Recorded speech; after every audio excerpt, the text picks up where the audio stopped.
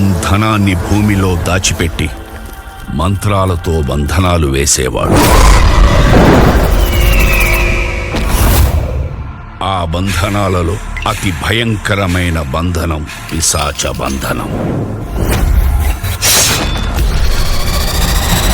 మీ ఇంట్లో లంకె బిందెలున్నాయి.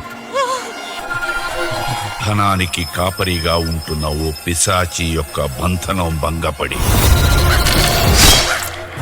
ధన పిశాచి పునరుద్భవానికి కారణమైంది. అక్కడ నీకేమైనా కనిపిస్తుందా? ఒంటి నిండా బంగారం ఉగ్ర రూపంలో అరుస్తోంది.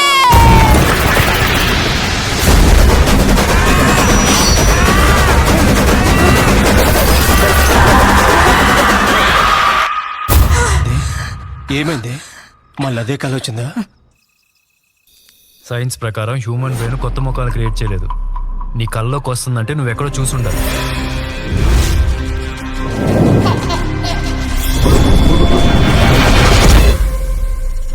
జంతుబల్లు ఇస్తూ ఉంటాయి, కొన్నిసార్లు నరబల్లు కూడా ఇస్తూ ఉంటాయి.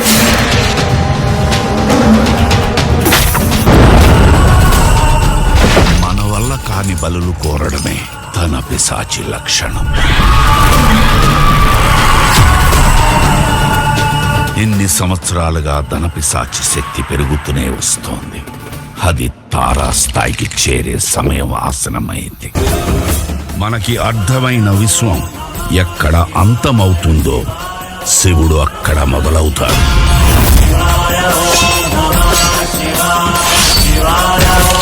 అతని తలంపు ఈ విశ్వం, అతని తాండవం దాని విధ్వంసం.